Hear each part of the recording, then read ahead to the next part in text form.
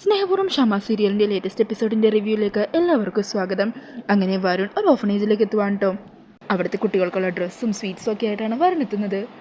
വരുൺ അവിടെ എത്തുമ്പോൾ തന്നെ അവിടെയുള്ള സിസ്റ്ററിനെ കണ്ട് സംസാരിക്കുക. അല്ല, മദർ തിരിച്ചെത്തിയില്ലേ? എത്തിയിട്ടുണ്ട്, വരുൺ വരൂ എന്ന് പറഞ്ഞ് ആ സിസ്റ്റർ മദറിൻ്റെ അരികിലേക്ക് വരുണിനെ കൂട്ടിക്കൊണ്ട് പോകുവാണ്. അങ്ങനെ വരുൺ കൊണ്ടുവന്ന സാധനങ്ങളെല്ലാം സിസ്റ്ററിനെ ഏൽപ്പിക്കുവാണ് കേട്ടോ. എന്നിട്ട് വരുൺ മദറിൻ്റെ അരികിലേക്ക് ചെല്ലുക. മദർ, യാത്രയ്ക്ക് എങ്ങനെ ഉണ്ടായിരുന്നു? ആ സമയം മദർ പറയണേ, പിന്നല്ലാതെ ഞങ്ങളെപ്പോലുള്ള സിസ്റ്റേഴ്സെല്ലാം ഒത്തിരി ആഗ്രഹിക്കുന്നൊരു യാത്രയാണ് വത്തിക്കാനിലേക്ക് പോകാൻ പറ്റുക എന്നുള്ളത്. ഒത്തിരി നല്ല യാത്രയായിരുന്നു. മദർ ഇവിടെ നിന്ന് പോയ സമയത്ത് 1-2 തവണ ഞാൻ ഇവിടെ വന്നിരുന്നു, കുട്ടികളെയൊക്കെ കാണുകയും ചെയ്തിരുന്നു. ഈ സമയം മദർ പറയണേ, ആനി സിസ്റ്റർ എന്നോട് പറഞ്ഞിരുന്നു, മറ്റൊന്നും പ്രതീക്ഷിക്കാതെ ഇവിടുത്തെ കുട്ടികൾക്ക് വേണ്ടി കുറേ നല്ല കാര്യങ്ങൾ ചെയ്യുന്ന ഒരു പ്രധാനപ്പെട്ട ആളല്ലേ വരുൺ. വരുണിൻ്റെ നല്ല മനസ്സിന് ദൈവം ഒത്തിരി അനുഗ്രഹങ്ങൾ വരുണിന് തരും. ഇക്കാലത്ത് അനാഥരായ കുട്ടികൾക്ക് എന്തെങ്കിലും ഒരു ചെറിയ സഹായം ചെയ്തു കഴിഞ്ഞാൽ അവരെ കൂടെ നിർത്തി അതിൻ്റെ ഫോട്ടോ എടുത്ത് പബ്ലിസിറ്റി ഉണ്ടാക്കാനേ ആൾക്കാർ നോക്കൂ. എന്നാൽ അവരുടെയൊക്കെ ഇടയിൽ വരുണിനെ പോലുള്ളവർ വളരെ ചുരുക്കേ ഉണ്ടാകുള്ളൂ. തിരിച്ചൊന്നും പ്രതീക്ഷിക്കാതെ ഇവിടുത്തെ കുട്ടികൾക്ക് വേണ്ടി എന്തെല്ലാം സഹായങ്ങളാണ് വരുൺ ചെയ്യുന്നത്. കുട്ടികളുടെ ഓരോ ആവശ്യം കണ്ടറിഞ്ഞ് അതൊക്കെ സാധിച്ചു കൊടുക്കുന്നില്ലേ, അതൊക്കെ എന്ത് വലിയ കാര്യമാണ്. ഈ സമയം വരുൺ പറയണേ, ഇതൊക്കെ ഞാൻ ചെയ്യുന്നത് എൻ്റെ സന്തോഷത്തിന് വേണ്ടിയിട്ടാണ്. ഓരോ സാഹചര്യങ്ങൾ ഇവിടെ എത്തിപ്പെട്ടവർ ആ കുട്ടികളെ കൊണ്ട് എന്നെ കൊണ്ട് കഴിയുന്ന ഒരു ചെറിയ സഹായം അതുമാത്രമേ ഞാൻ ചെയ്യുന്നുള്ളൂ എന്ന് പറഞ്ഞ് ഒരു ചെക്ക് ലീഫ് എടുത്ത് വരുൺ മദറിനെ ഏൽപ്പിക്കുക. അങ്ങനെ അതിൽ തുക കണ്ടിട്ട് ചോദിക്കണേ, ഇത് കുറേ ഉണ്ടല്ലോ.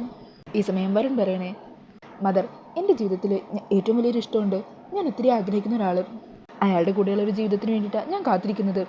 എൻ്റെ ആഗ്രഹം നടക്കാൻ മദർ ഇവിടുത്തെ കുട്ടികളും പ്രാർത്ഥിച്ചാൽ മാത്രം മതി, എനിക്ക് മറ്റൊന്നും വേണ്ട. ആ സമയം മദർ പറയണേ, വരുൺ പറയാതെ തന്നെ ഞങ്ങളുടെ എല്ലാം പ്രാർത്ഥനയിൽ വരുണുണ്ട്. വരുണിനെ പോലെ ഇത്രയും നല്ല മനുഷ്യൻ അർഹിക്കാത്തതൊന്നും ആഗ്രഹിക്കില്ലെന്നറിയാം. വരുണിൻ്റെ ഇഷ്ടം എന്താണെങ്കിലും അത് ദൈവം നടത്തി തന്നിരിക്കും. വരുണിൻ്റെ എല്ലാ ആഗ്രഹങ്ങളും ഉടനെ തന്നെ നടക്കും. പിന്നെ വരുണിനെ പോലെ ഇവിടെ സഹായങ്ങൾ ചെയ്യുന്ന മറ്റൊരാളും കൂടിയുണ്ട്, ഒരു സെലിബ്രിറ്റിയാണ്. ആരെ അറിയിക്കാതെ ഇവിടെ വന്ന് ഇവിടുത്തെ കുട്ടികൾക്ക് ആവശ്യമായ സാധനങ്ങളും സഹായങ്ങളും ഒക്കെ ചെയ്യും. ആരാന്നറിയോ? Singer Shyama madam. അന്നേരം വരുൺ ഞെട്ടിപ്പോകുക. ശ്യാമ മാഡോ? അതേന്നെ, ശ്യാമ മാഡം ഇന്നിവിടെ വന്നിട്ടുണ്ട്. വരുണിനെ കാണണമെന്നുണ്ടോ?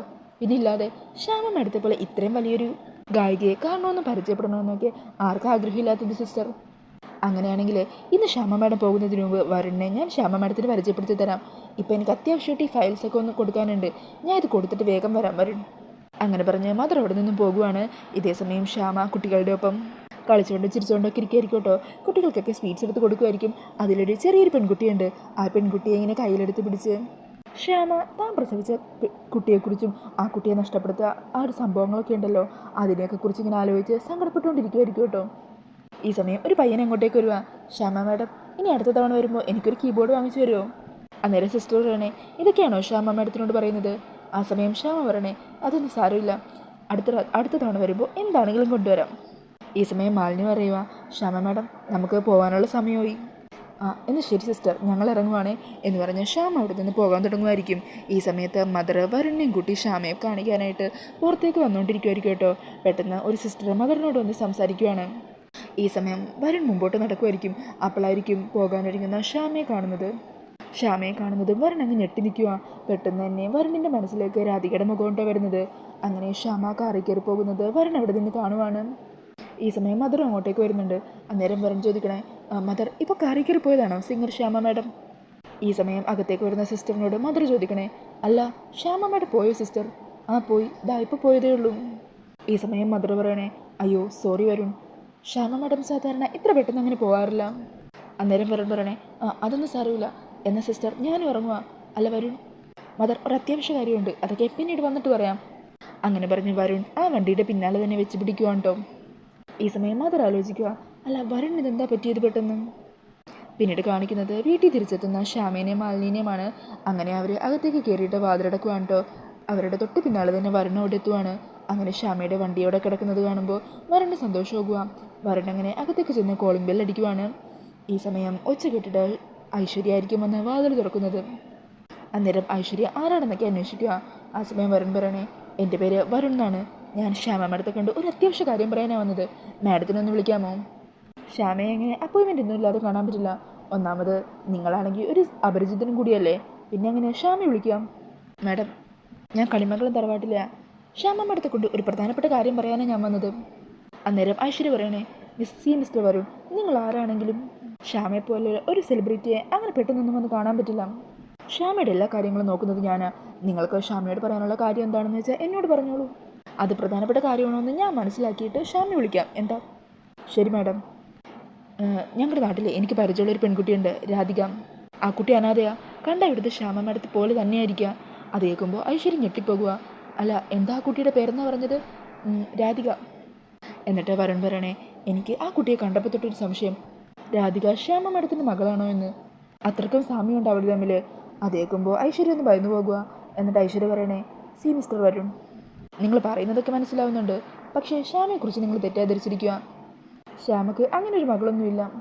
ഈ സമയം വരുൺ പറയണേ, എന്നാലും എനിക്ക് ഈ കാര്യം ശ്യാമ മാഡത്തിനൊന്ന് പറഞ്ഞാൽ കൊള്ളാമെന്നുണ്ട്, മാഡത്തിനൊന്ന് വിളിക്കാമോ? അന്നേരം ഐശ്വര്യ പറയണേ, വരുൺ, ഞാൻ പറയുന്നത് വരുൺ ആദ്യം ഒന്ന് മനസ്സിലാക്കൂ. ശ്യാമ വരുൺ കരുതുന്നതുപോലെ ഒരു സിംഗർ മാത്രമല്ല, ശ്യാമ ഒരു വലിയ രോഗത്തിൻ്റെ അടിമ കൂടിയാണ്. ഇപ്പോൾ കുറേ നാളായിട്ട് അധിക പരിപാടികളിലൊന്നും പങ്കെടുക്കാതെ ഇതുപോലുള്ള അനാഥാലയങ്ങൾ സന്ദർശിക്കുകയും അമ്പലവും പ്രാർത്ഥനയുമായിട്ടൊക്കെ നടക്കുക ശ്യാമ. തീരെ വയ്യ ശ്യാമക്ക്. അതുകൊണ്ടാണ് ഞാൻ പറഞ്ഞത്, ഇത്തരം കാര്യങ്ങളൊക്കെ പറഞ്ഞ് ശ്യാമയുടെ മനസ്സിനെ കൂടുതൽ അസ്വസ്ഥമാക്കാൻ പാടില്ല. അത് ഗായിക ലോകത്തിന് വലിയൊരു അടി തന്നെയായിരിക്കും ശ്യാമയ്ക്ക് എന്തെങ്കിലും സംഭവിച്ചാൽ. ഞാൻ പറയുന്നത് വരുണ് മനസ്സിലാകുമെന്ന് ഞാൻ കരുതുന്നു. അന്നേരം വരുൺ പറയണേ, സോറി മാഡം, ശ്യാമ മാഡത്തിന് ഇങ്ങനൊരു അസുഖമുള്ള കാര്യമൊന്നും എനിക്കറിയില്ലായിരുന്നു. ഇനി എന്താണെങ്കിലും എൻ്റെ ഭാഗത്തുനിന്ന് ഒരു ബുദ്ധിമുട്ടും ഉണ്ടാവില്ല. ശ്യാമ മാഡത്തെ പോലുള്ള ഇത്തരം കഴിവുള്ള ആൾക്കാരൊക്കെ ഈ ലോകത്തിന് ആവശ്യമുള്ളതാണ്. അതുകൊണ്ട് തന്നെ ശ്യാമ മാഡത്തിൻ്റെ അസുഖമൊക്കെ എത്രയും പെട്ടെന്ന് മാറാനായിട്ട് ഞാൻ പ്രാർത്ഥിക്കാം. എന്നാൽ ശരി മാഡം, വരട്ടെ എന്ന് പറഞ്ഞ് വരുൺ അവിടെ നിന്ന് ഇറങ്ങുവാണ് കേട്ടോ. ഈ സമയം ഐശ്വര്യയാണെങ്കിൽ ആകെ സന്തോഷിച്ച് നിൽക്കുക. അത് ശരി, അപ്പോൾ ശ്യാമയുടെ മകളുടെ പേര് രാധിക അല്ലേ? വരുൺ, നീ ഈ കാര്യം ശ്യാമയെ അറിയിക്കില്ലെന്ന് എനിക്കറിയാം, പക്ഷെ നീ കൃത്യമായിട്ട് അറിയിക്കേണ്ട എന്നെ തന്നെ അറിയിച്ചല്ലോ. ഇനി അവളുടെ കാര്യത്തിൽ എന്താ വേണ്ടതെന്ന് എനിക്കറിയാം എന്നും പറഞ്ഞ് സന്തോഷിച്ച് നിൽക്കുവാണ് ഐശ്വര്യ. പിന്നീട് കാണിക്കുന്നത് റൂമിൽ കിടക്കുന്ന യശോദേനെയാണ് കേട്ടോ. യശോദയുടെ മനസ്സാണെങ്കിൽ ആകെ അസ്വസ്ഥമാണ്. ഈ സമയത്തായിരിക്കും രാധിക അങ്ങോട്ടേക്ക് വരുന്നത്. അമ്മേ, കുറേ നേരമല്ലോ ഇങ്ങനെ കിടക്കുന്നത്, കുറച്ച് വെള്ളമെങ്കിലും കുടിച്ചൂടെ? അമ്മ എന്തിനാ എന്നോട് ഇങ്ങനെ ദേഷ്യം കാണിക്കുന്നത്? എന്താ അമ്മയുടെ മനസ്സിലുള്ളത്? എന്താണെങ്കിലും തുറന്ന് പറഞ്ഞൂടെ? ഈ സമയം യശോദയാണെങ്കിൽ രാധികയോടൊന്നും തന്നെ മിണ്ടാൻ കൂട്ടാക്കുന്നില്ല കേട്ടോ. നീ ഒന്ന് പോകുന്നുണ്ടോ? എനിക്ക് കുറച്ച് സമാധാനം തരുമോ? ഈ സമയം രാധിക പറയണേ, ഇല്ലമ്മേ, ഞാൻ പോവില്ല. എന്താ കാര്യമെന്ന് അമ്മ എന്നോട് പറയണം. എൻ്റെ ഭാഗത്തുനിന്ന് എന്ത് തെറ്റുണ്ടായത്? മുത്തശ്ശി എന്നെ പലപ്പോഴും ആട്ടിയകറ്റും, ഓരോന്ന് പറഞ്ഞ് കുത്തി വേദനിപ്പിക്കും. അപ്പോഴൊക്കെ എന്നെ ചേർത്ത് പിടിച്ച് ആശ്വസിപ്പിക്കുന്നത് എൻ്റെ അമ്മയല്ലേ? ഇപ്പോൾ അമ്മക്ക് പോലും എന്നെ വേണ്ടാതായോ? അതിന് മാത്രം എന്ത് തെറ്റാണ് ഞാൻ അമ്മയോട് ചെയ്തത്? അമ്മക്ക് കൂടി എന്നെ വേണ്ടെങ്കിൽ ഞാൻ പിന്നെ ഈ വീട്ടിൽ നിൽക്കുന്നതിൽ എന്തർത്ഥമുള്ളത്? അമ്മ പറഞ്ഞാൽ ഞാൻ ഈ വീട്ടിൽ നിന്ന് വരെ എങ്ങോട്ടെങ്കിലും പൊക്കോളാം. പറ, ഞാൻ ഇവിടുന്ന് പോകണോ? ഈ സമയം യശോദ ദേഷ്യത്തിൽ പറയണേ, നിന്നോട് എത്ര തവണ പറഞ്ഞാലും മനസ്സിലാവാത്തത് എന്താ? എൻ്റെ കൺമുമ്പിൽ നിന്ന് പോകുന്നുണ്ടോ നീ? നിനക്ക് പോകാൻ പറ്റില്ലെങ്കിൽ പറ, ഞാൻ ഇവിടുന്ന് എങ്ങോട്ടെങ്കിലും പൊക്കോളാം. അന്നേരം രാധിക ഞെട്ടിപ്പോകുവാണ്ടോ. വേണ്ട, അമ്മ ഒരിടത്തേക്കും പോകണ്ട, ഞാൻ പൊക്കോളാം എന്ന് പറഞ്ഞ് രാധിക കരഞ്ഞുകൊണ്ട് അവിടെ നിന്നും പോകുവാണ്. ഈ സമയം യശോദക്കും വല്ലാതെ വിഷമമാകുക. കൃഷ്ണ, എന്നോട് പൊറുക്കണേ എന്ന് നെഞ്ചി കൈവച്ച് ഇങ്ങനെ പറയുവാണ് കേട്ടോ. ഈ സമയം രാധിക ഓടി കണ്ണൻ്റെ മുമ്പിൽ ചെന്ന് കരഞ്ഞു പറയുക, എൻ്റെ കൃഷ്ണ, അമ്മയ്ക്ക് എന്താ എന്നോട് ഇത്രയ്ക്ക് ദേഷ്യം? അതിന് മാത്രം എന്ത് തെറ്റാണ് ഞാൻ അമ്മയോട് ചെയ്തത്? ഇത്രയ്ക്ക് എന്നെ വെറുക്കാനായിട്ട് എൻ്റെ ഭാഗത്തുനിന്ന് എന്ത് തെറ്റാവുള്ളതെന്ന് അമ്മ പറയുന്നില്ല. അത് ഞാൻ പിന്നെ എങ്ങനെ പരിഹരിക്കാനാ? പെറ്റമ്മക്കും എന്നെ വേണ്ട, ഇത്ര നാൾ വളർത്തിയ അമ്മക്കും ഇപ്പം എന്നെ വേണ്ടാതായി. ഇനി എന്തിനാ ഈ ജന്മം? എനിക്ക് മതിയായി, ഈ ജന്മം നീ എടുത്തോ, എനിക്കിനി വേണ്ട, എനിക്ക് ജീവിക്കണ്ട എന്നൊക്കെ പറഞ്ഞ് രാധിക ഭയങ്കര കരച്ചിലാണ്. ഇതേസമയം യശോദയാണെങ്കിൽ റൂമിലിരുന്ന് ആലോചിക്കുക. രാധിക മോളെ മാത്രം കുറ്റം പറയാൻ പറ്റില്ല. ഒന്നുമില്ലെങ്കിലും വരുൺ അവളുടെ കഴുത്തിലല്ലേ താലി കെട്ടിയത്. അങ്ങനെ ഇരിക്കുമ്പോൾ വരുൺ അവളുടെ ഭർത്താവല്ലേ? ആ ഒരു ചിന്ത അവളുടെ മനസ്സിലും ഉണ്ടാവില്ലേ? പക്ഷെ മറുഭാഗത്ത് നിൽക്കുന്നത് എൻ്റെ മകളാ പ്രിയങ്ക. ഞാൻ ആരുടെ കൂടെയാണ് നിൽക്കേണ്ടത്? മനസ്സിന് ഒരു സമാധാനമില്ലല്ലോ, എന്ത് തീരുമാനമാണ് ഞാൻ എടുക്കേണ്ടത് എന്ന് പറഞ്ഞ് യശോദ ആകെ ധർമ്മസങ്കടത്തിലിരിക്കുമായിരിക്കും കേട്ടോ. ഈ സമയത്തായിരിക്കും മുത്തശ്ശി റൂമിലേക്ക് വരുന്നത്. യശോദേ, നിനക്കിപ്പോൾ എങ്ങനെയുണ്ട്? ഞാൻ എന്ത് കാര്യം ഉണ്ടെങ്കിലും മുഖത്ത് നോക്കി വെട്ടി തുറന്ന് പറയും, അതാ എൻ്റെ സ്വഭാവം. അവളെ എനിക്ക് കണ്ണിന് പിടിക്കില്ല, അതുകൊണ്ട് തന്നെ ഞാൻ വായി തോന്നുന്നതൊക്കെ വിളിച്ചു പറയുകയും ചെയ്യും. എന്നാൽ നിന്നെ ഞാൻ അങ്ങനെയല്ല കാണുന്നത്. ദേവൻ്റെ ഭാര്യയായി നീ വീട്ടിലേക്ക് വന്ന സമയം തൊട്ട് ഈ കുടുംബത്തിന് വേണ്ടി ചെയ്ത ഓരോ കാര്യങ്ങളും സഹിത കഷ്ടപ്പാടുകളും ഞാൻ കണ്ടറിഞ്ഞതാ. അതുകൊണ്ട് തന്നെ നിനക്കൊരു വിഷമമുണ്ടെങ്കിൽ അത് പരിഹരിക്കേണ്ടത് എൻ്റെ ഉത്തരവാദിത്വം. പറ, എന്താ നിൻ്റെ പ്രശ്നം? എന്താ നിന്നെ മനസ്സിനലട്ടുന്ന കാര്യം? അന്നേരം യശോദ പറയണേ, ഒന്നുമില്ലമ്മേ, അത് ചെറിയൊരു തളർച്ച പോലെ തോന്നി. അതിൻ്റെ സങ്കടത്തിലും ദേഷ്യത്തിലും അവളോട് ഞാൻ പൊട്ടിത്തെറിച്ചത്, അല്ലാതെ വേറൊന്നുമില്ല. ഈ സമയം മുത്തശ്ശി പറയണേ, യശോദേ, നീ മറച്ചു വെക്കാൻ നോക്കണ്ട.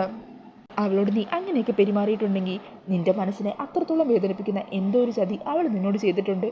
അത് നീ എന്താണെന്ന് എന്നോട് തുറന്നു പറ. ഈ സമയം എന്തു പറയണമെന്നറിയാതെ ടെൻഷനോട് കൂടി നിൽക്കുന്ന യശോദനെ കാണിച്ചുകൊണ്ടാണ് ഇന്നത്തെ എപ്പിസോഡ് തീരുന്നത്.